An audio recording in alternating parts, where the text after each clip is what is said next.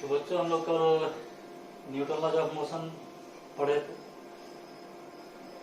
आज एक उससे रिलेटेड इक्विलिब्रियम पे क्वेश्चन कुछ करते हैं। ठीक है, प्रॉब्लम ऑफ इक्विलिब्रियम।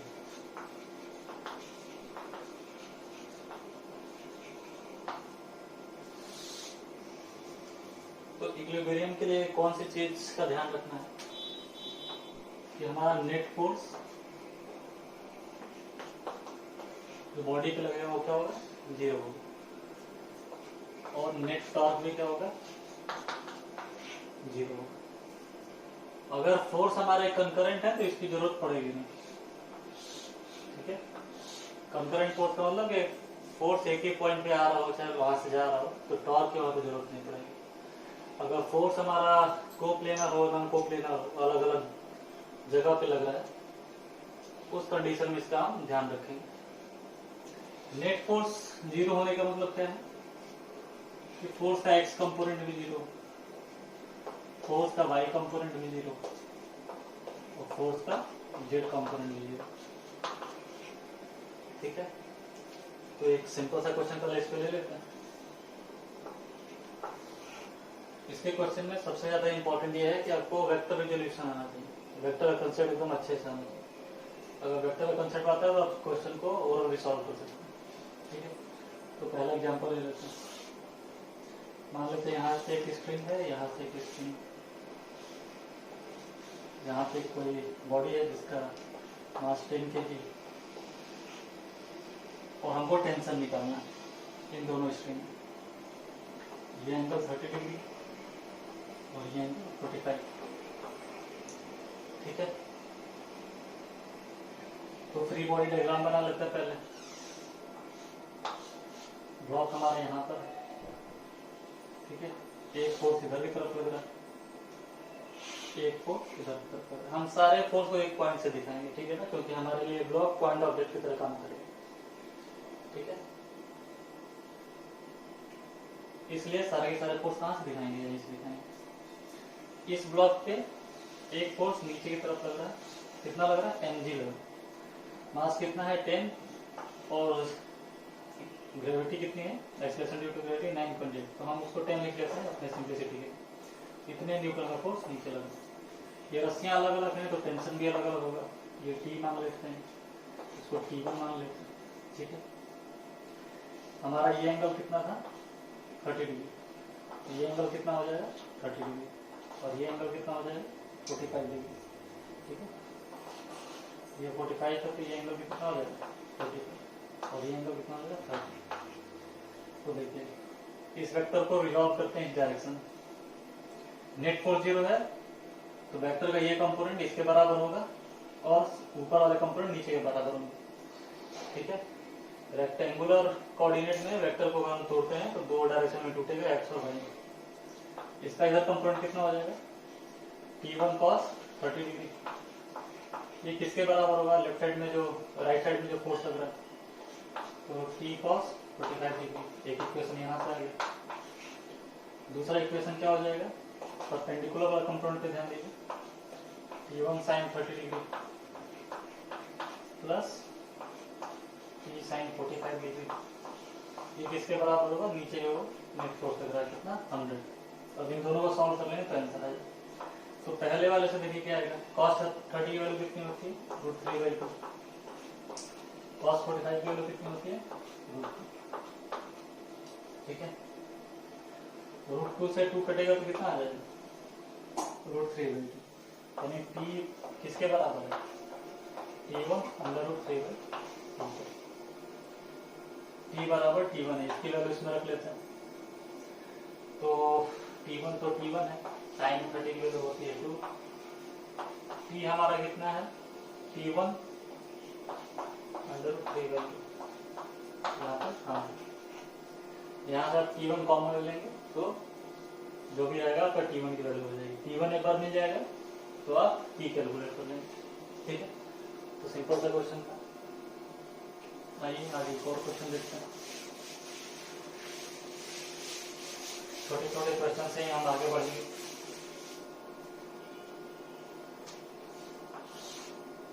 ये एक स्ट्रिंग है, यहाँ पर एक बॉडी अटैच है, इसका मास 5 है। ठीक है, सिंपल सा है कि यही क्वेश्चन है। इस बॉडी पे फोर्स कितना लग रहा है? 50 न्यूटन। हमको टेंशन पता करना है, टेंशन किधर लगता है? Away from the body. तो अगर नेट फोर्स 0 है, इक्विलिब्रियम में है, तो नीचे 50 लग रहा है, तो ऊपर पे क्या हो जाएगा? 50 लग जाएगा। T की वैल्यू कितनी हो जाएगी? 50। दूसरे क्वेश्चन पे इसी को वैसे बना लेते हैं।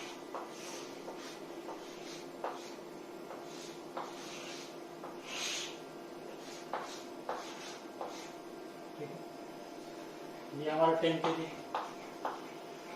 इसका मास नहीं मालूम, हमको मास कैलकुलेट करना है। अगर सिस्टम किसमें है? इक्विलिब्रियम में। मान लेते हैं यहाँ पे टेंशन कितना है? T। ये 80 भाई है, यहाँ भी टेंशन क्या है? T। यहाँ भी टेंशन क्या है? T। तो यहाँ टेंशन कितना हो गया? 2T। अगर इक्विलिब्रियम में है तो 2T किसके बराबर होगा? नीचे कितना फोर्स होगा? 100।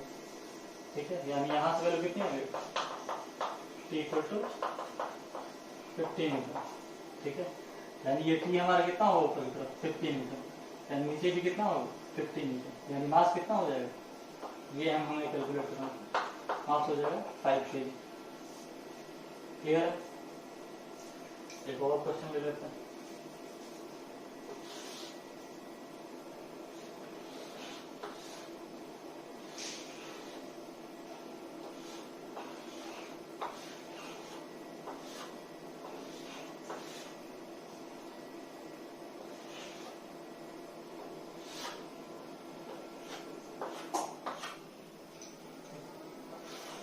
इन तीनों से एक ब्लॉक अटैच कर दिया है। यहाँ पर एक ब्लॉक है, ठीक है, इसका मास m, इसका मास हम मान लेते हैं 12 kg मान लेते हैं। ठीक है, और ये सारे हमारे सेट है। अगर सिस्टम इक्विलिब्रियम में तो इसका मास कितना होगा? तो देखिए यहाँ पे टेंशन T, तो यहाँ भी T, यहाँ भी T, यहाँ भी T, यहाँ भी T, और यहाँ भी T, यहाँ भी T। स्ट्रिंग सेम है तो टेंशन क्या होगा? सेम होगा। ये T है, ये T है, तो ये कितना हो जाएगा? 2T। ठीक है, ये कितना हो जाएगा? 2T। ये कितना हो जाएगा? 2T। इक्विलिब्रियम में है तो ये फोर्स इसके बराबर होगा।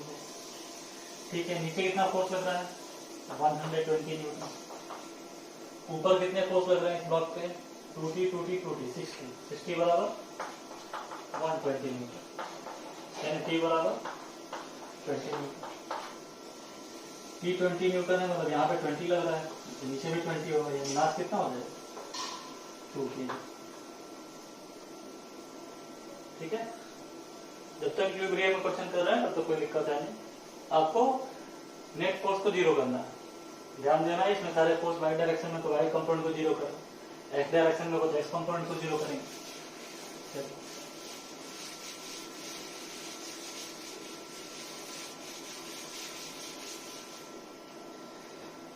भाई एक और क्वेश्चन लेते हैं। ठीक है, जैसे हमारा ट्रायंगुलर बेस है, इस पे एक ब्लॉक रखा हुआ है, ठीक है, जिसका मास क्या है? 5 kg। ठीक, ये एंगल कितना है? 60 डिग्री। ठीक है, तो हमें पता करना है कि ये बेस की वजह से जो ब्लॉक पे नॉर्मल रिएक्शन लग रहा है वो कितना होगा। तो पहले क्या करेंगे? फ्री बॉडी डायग्राम बनाएंगे इस छोटे वाले ब्लॉक पे। ठीक है, छोटे वाले ब्लॉक पे इस कॉन्टेक्ट की वजह से नॉर्मल रिएक्शन किधर लगेगा? इधर की तरफ। इसका खुद का वेट किधर लगेगा? इधर की तरफ। कितना हो जाएगा? 50। और कोई फोर्स लग रहा है छोटे वाले ब्लॉक पे? ध्यान से देखिए, और कोई फोर्स नहीं लगता। तो अगर ये इक्विलिब्रियम में है, हम सारे क्वेश्चन इक्विलिब्रियम कर रहे हैं, ध्यान रखिए, तो नेट फोर्स इस पे क्या होना चाहिए? 0 होना चाहिए। ठीक है, तो वाई डायरेक्शन में ब्लॉक का तो कोई मूवमेंट होगा नहीं। ये हमारा 50 है, ये 60 है, ये 90 है, ये 30 है, तो ये भी कितना होगा? 60 डिग्री। यानी वेट का एक कंपोनेंट इधर और एक कंपोनेंट इधर, यानी इधर कितना हो जाएगा? 50 sin 60। ठीक है, इधर कितना हो जाएगा? 50 cos 60। इस फोर्स को कौन बैलेंस कर रहा है? तो नॉर्मल बैलेंस कर रहा है। इक्वल टू नॉर्मल, cos 60 की वैल्यू 1/2, नॉर्मल कितना आ गया 25। ठीक है, अब एक सवाल आप ये कर सकते हैं सर ये वाला फोर्स तो बैलेंस है नहीं, तो इक्विलिब्रियम में है नहीं। ठीक है, लेकिन हम पहले से क्वेश्चन में दे रखा है ये इक्विलिब्रियम में है, तो हो सकता है इधर कोई फोर्स लग रहा हो, फ्रिक्शनल फोर्स या कुछ ऐसा हो, तो इसका टेंशन आपको नहीं लेना। ठीक है, चलिए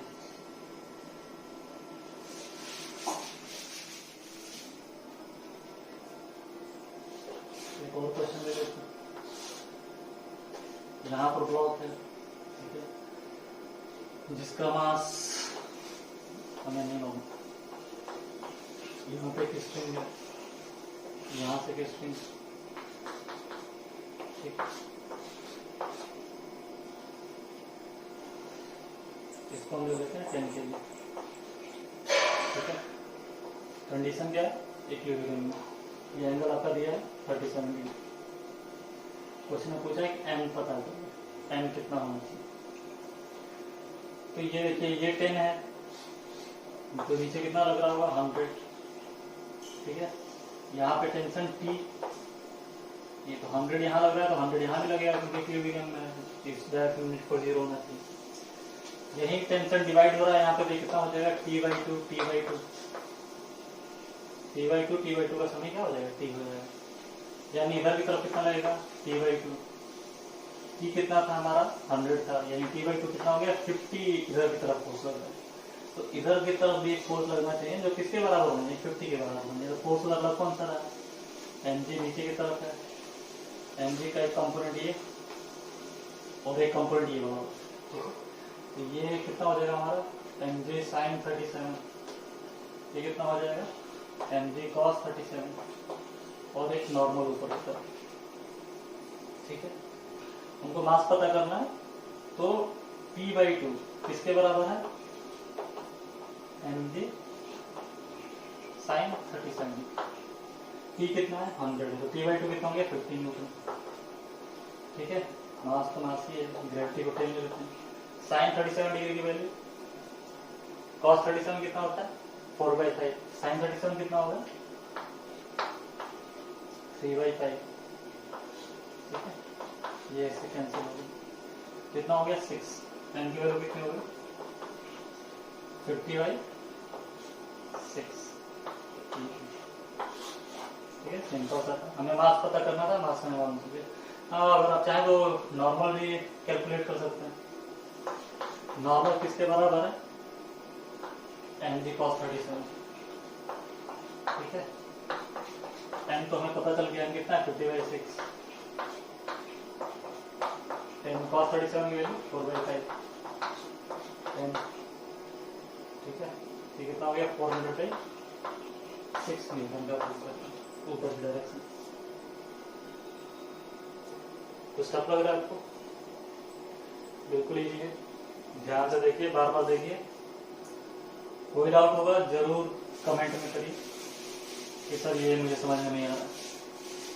अभी तो कोई दिक्कत नहीं जब तक इक्विलिब्रियम पढ़ना, अगर बॉडी ये मूव करने लगे, डायनामिक हो जाए, तब जाके थोड़ा सा ध्यान रखना पड़ेगा रिलेशन का। तो उसके लिए मैं कांस्टेंट का वीडियो बना दिया हूँ, आप उसको देखिएगा, इसके डिस्क्रिप्शन के लिंक में मैं दे दूंगा उसका। चलिए एक और क्वेश्चन की प्रैक्टिस कर लेते हैं। हमारी ये पूरी हो गई, पूरी से यहाँ पे एक पूरी कनेक्ट है, ये है 2 kg। ठीक है, यहाँ से पूरी कनेक्टेड है, इसका मास m पता करना है कितना होगा, तो देख लेते हैं। इसको हम जहाँ से कहीं वहीं सॉल्व करेंगे, इसको t मान लेते हैं, ये कितना होगा T/2, ये कितना हो जाएगा T/2, ये कितना हो जाएगा T/2, ये कितना हो जाएगा T/2, ये कितना हो गया T। तो T बराबर यहाँ पर कितना है 20, तो T बराबर यहाँ भी कितना होना चाहिए 20 होना चाहिए, यानी मास कितना होना चाहिए 2 kg। ठीक है, एक और क्वेश्चन देख लेते हैं।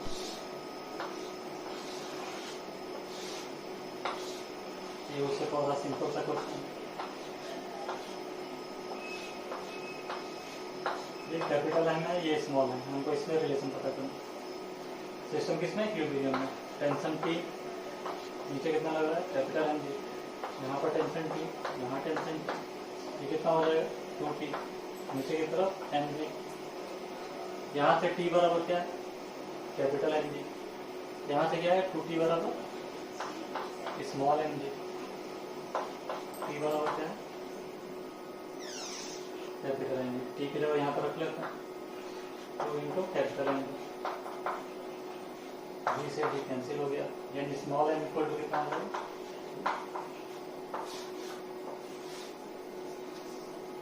ठीक है। चलिए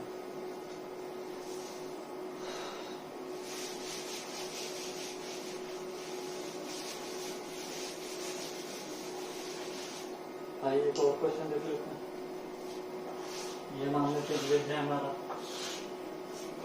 ठीक है, या फिर ट्रायंगुलर ब्लॉक है, इसके ऊपर एक ब्लॉक है, यहाँ से किस पूरी गई हुई है, और यहाँ पर एक ब्लॉक, ये हमको एंगल दिया 37 डिग्री, ये एंगल 53 डिग्री, ये कितना हो जाएगा खुद में 90 डिग्री हो जाएगा।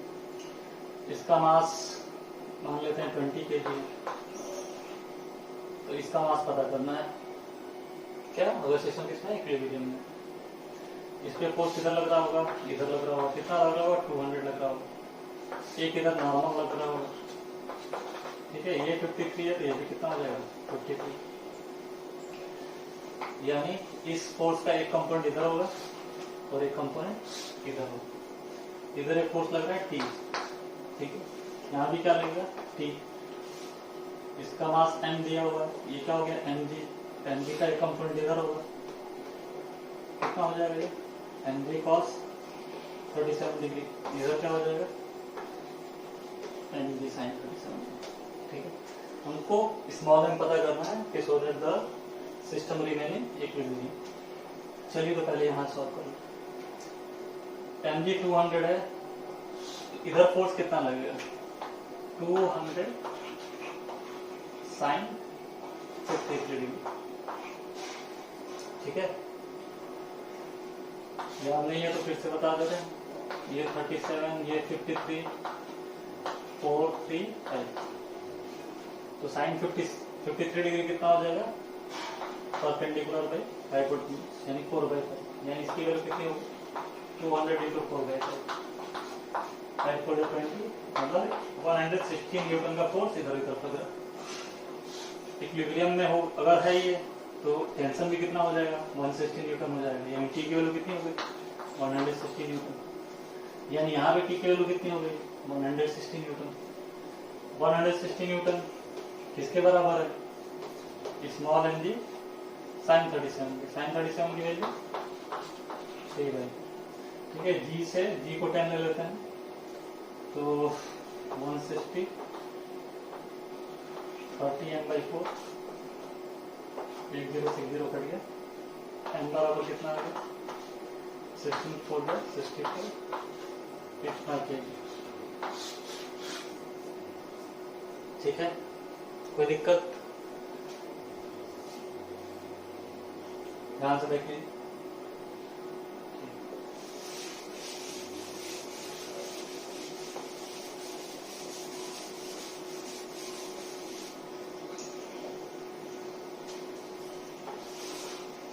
यहाँ पर एक ब्लॉक ले लेते हैं, इसको पुली से कनेक्ट कर दिया, एक ब्लॉक यहाँ ले लिया, इसको पुली से कनेक्ट कर दिया, एक ब्लॉक यहाँ ले लिया, इसका मास स्मॉल एम, इसका 2 kg, ये कैपिटल एम, पता करना है एम की वैल्यू कितनी हो, ध्यान से देखिए, नीचे कितना फोर्स लगेगा 20, ऊपर कितना लगेगा 20, इक्विलिब्रियम है तब, ठीक है, net force along x direction, y direction and z direction must be 0, नीचे 20 तो ऊपर 20, मतलब टेंशन की वैल्यू कितनी हो गई 20, ठीक है, इधर कितना लग रहा है 20,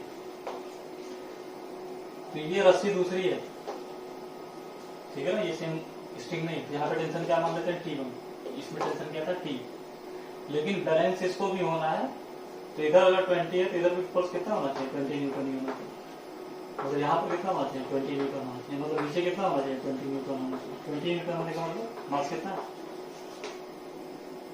2 के।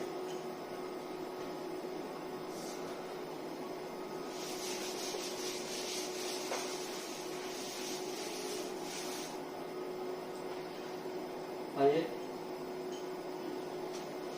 एक और क्वेश्चन देख लेते हैं। ये ब्लॉक है, इसके ऊपर एक ब्लॉक है, इसके ऊपर एक ब्लॉक है, ठीक है। ये 5 kg का ब्लॉक है, ये 3 kg का है और 2 kg, ठीक है। अब क्वेश्चन क्या बनेगा, ये ग्राउंड इस ब्लॉक पे कितना नॉर्मल लगा रहा है, ये 5 kg का ब्लॉक 3 kg पे कितना नॉर्मल लगा रहा है, ये 3 kg का ब्लॉक 2 kg पे कितना नॉर्मल लगा रहा है, मतलब नॉर्मल फिक्स, ठीक है। तो कुछ भी क्वेश्चन बन सकता है, हम लोग सब सॉल्व कर लेते हैं। ध्यान से देखिए, पहले फ्री बॉडी डायग्राम बना लेते हैं, ठीक है। 5 kg वाले ब्लॉक का 5 kg ब्लॉक पे फोर्स कौन लग रहा है, ग्राउंड लगा रहा है, किधर की तरफ, ऊपर की तरफ, ठीक है। नॉर्मल फोर्स हमेशा कैसा लगता है, perpendicular to the surface, surface of contact, ठीक है ना। कांटेक्ट फोर्स का ये कंपोनेंट होता है, तो normal force is always acting perpendicular to the contact surface. तो ग्राउंड की वजह से एक फोर्स ऊपर लग गया नॉर्मल N, 3 kg भी इसके कांटेक्ट में, यानी एक ये नॉर्मल फोर्स लगाएगा नीचे N1, ठीक है, और इसका खुद का एक वेट 50। क्लियर है। यहाँ इक्वेशन क्या बन गया, नेट फोर्स 0 होना चाहिए, तो अपवर्ड जो फोर्स है वो किसके बराबर होना चाहिए, डाउनवर्ड फोर्स। चलिए एक इक्वेशन हो गई। 3 kg ब्लॉक का देखते हैं। 3 kg ब्लॉक पे 5 kg ऊपर की तरफ नॉर्मल लगा है, तो नॉर्मल कितना लगाएगा, N1 लगाएगा, क्योंकि 3 kg 5 kg में कितना लगा था, N1 ही लगा। 3 kg ब्लॉक पे 2 kg वाला ब्लॉक एक नॉर्मल लगाएगा, उसको N2 देते हैं, इसका खुद का 30। जो फोर्स दिख रहा है वही लिखना है, ठीक है ना। खुद से नहीं सोचना है कि 5 kg पे इसका भी वेट लगेगा, इसका भी वेट लगेगा, ऐसा कुछ नहीं सोचना है। वो सॉल्व करेंगे तो लास्ट में आ जाएगा आंसर कि इस पे टोटल 10 kg मास की वजह से जो फोर्स लग रहा है वो, ठीक है। कैलकुलेट कर लेंगे, इसकी वैल्यू आ जाएगी आपकी 100 आ जाएगी। यहाँ से इक्वेशन लिख लेते हैं। ऊपर की तरफ फोर्स कौन सा है, N1 है, नीचे कौन सा फोर्स है, N2 प्लस 30। चलिए अब किसका फ्री बॉडी डायग्राम बनाना है, 2 kg ब्लॉक का। 2 kg ब्लॉक पे कौन फोर्स लगा रहा है, तो 3 kg वाला ऊपर की तरफ नॉर्मल कितना लग रहा है, 20 लगा, ऐसा खुद का वेट 20, ठीक है। तो यहाँ से तो डायरेक्ट देख दिया, N2 किसके बराबर 20 है, N2 20 है, तो N2 को इस पर रख दीजिए, तो N1 कितना आ गया, यहाँ से 50, N1 50 मिल गया, तो N1 को यहाँ पर रख दीजिए, N कितना आ गया, ठीक है। तो आपको नहीं सोचना है कि इस पे जो ये फोर्स लगा रहा है N1 वो कितना होगा, ऐसा कुछ नहीं सोच लेना कि ये भी इस पे फोर्स लगा रहा है, ये भी इस पे फोर्स लगा रहा है। आपको जो फोर्स दिख रहा है, जो आप पढ़े बस वही लगाना है, बाकी इक्वेशन से अपने आप आंसर आएगा, ठीक है। तो क्वेश्चन अगर पूछा गया था कि ये ब्लॉक इस पे जो नॉर्मल लगा रहे हैं वो बताइए कितना है, तो हम लोग N1 N2 N सब निकाल लिए, ठीक है। चलिए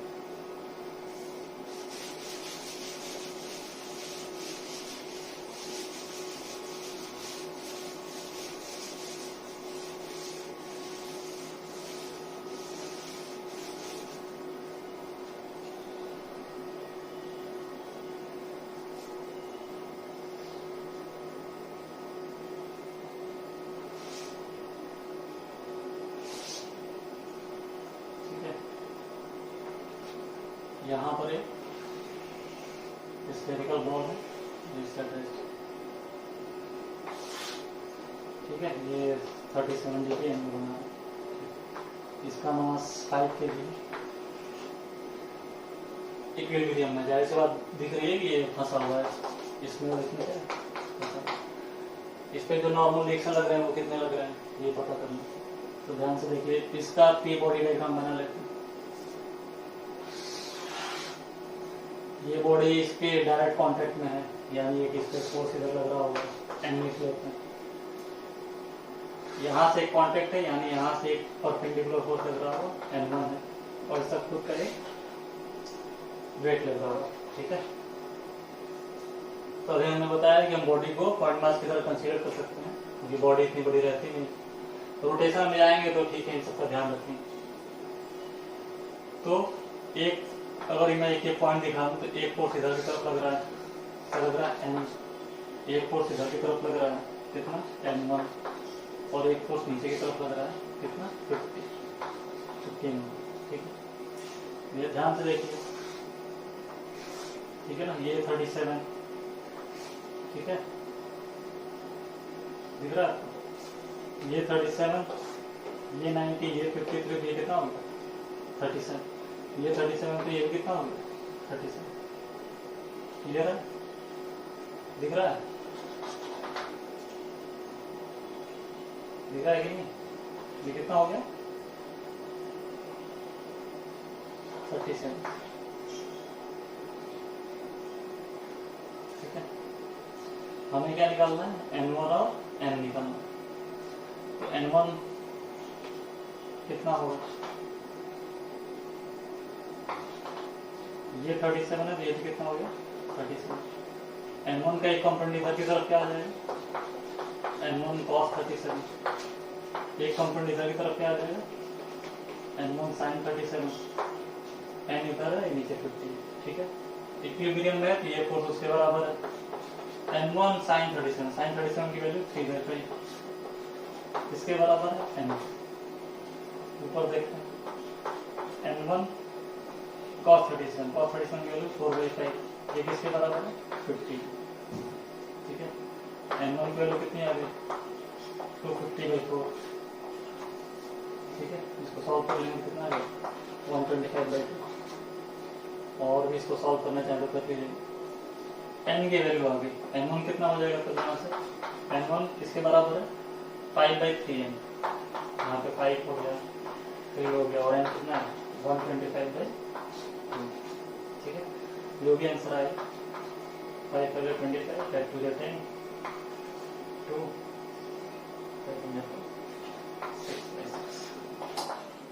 कितने न्यूटन का ठीक है। तो सिंपल सा है, आपको वेक्टर का रेजोल्यूशन अच्छे से आना चाहिए,